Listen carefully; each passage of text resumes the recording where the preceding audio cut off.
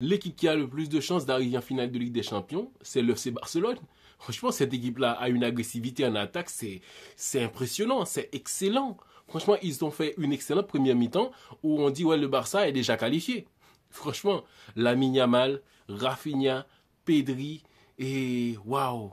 Non, Baldé en plus. Donc, ces quatre joueurs-là m'ont marqué. Le Barça a fait un excellent match, Inigo Martinez en défense, mais ces quatre joueurs-là m'ont marqué sur ce match.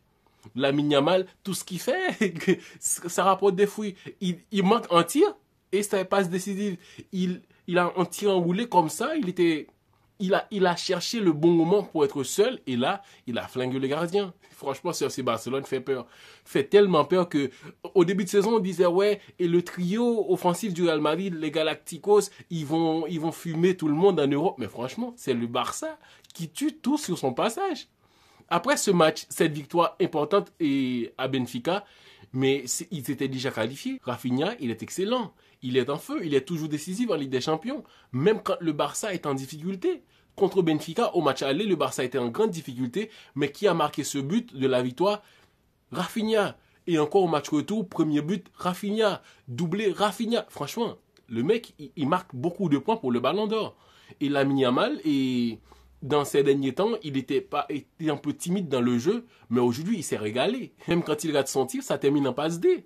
Et en plus, il a créé une action où on s'y attendait pas qu'il allait avoir but. Mais Lamine, il est phénoménal. Donc, on l'attend pour progresser petit à petit parce que ce mec-là, il a du caractère aussi, même si il y a un point important que Lamine qu'on voit, c'est pas un Lamine innocent. Au tout début, on croyait que c'était un petit gentil et tout ça. Il n'est pas innocent. On en parlera un peu plus tard, mais pour le moment, on doit admirer les qualités de ce joueur-là. Et aussi, Baldé. Baldé qui monte en puissance. Baldé, on sait qu'il est véloce, mais techniquement, il commence à poser des problèmes. C'est comme un ailier, le mec. C'est plus en latéral, mais il se prend pour un ailier. Il commence à faire des face-à-face et comme ça, il gagne ses duels. Défensivement, tout comme offensivement, c'est un mec qui est solide. Donc Baldé, il monte en puissance, ça fait du bien de le voir. Et aussi Pedri, Pedri franchement. Et quoi encore? Pedri récupération de balle. C'est ça qui me surprend un peu. C'est que il est fort techniquement, mais physiquement c'est un mec qui a de l'endurance. Ses courses pour faire des récupérations de balles. Dans un match, c'est plus de 3-4 récupérations de balles de Pedri. De Pedri, un mec qui mène le jeu et qui est toujours présent défensivement, tout comme en attaque. C'est impressionnant. C'est impressionnant ce que fait le Barça. Le Barça n'invente plus ses attaques, c'est que on doit aller jusqu'au bout. Il y a un jeu très vite et le jeu va très vite avec le Barça. Donc, je vois ce Barça comme un peu inarrêtable. C'est qu'ils ont appris à souffrir, à jouer des matchs où ils étaient vraiment en galère et s'en sortir. Donc là, c'est vraiment inarrêtable pour le Barça qui va peut-être affronter soit Borussia Dortmund qu'ils ont déjà battu et Lille et c'est comme ça. Le Barça est dans, je ne dirais pas que comme tous ces gens-là qui disent quoi le Barça est du bon côté du tableau comme ça. Non, c'est minimiser l'effort de cette équipe-là. Parce que cette équipe-là a fait beaucoup d'efforts. Et on sent vraiment que Hansi Flick, il a fait un travail sur le mental de cette équipe-là.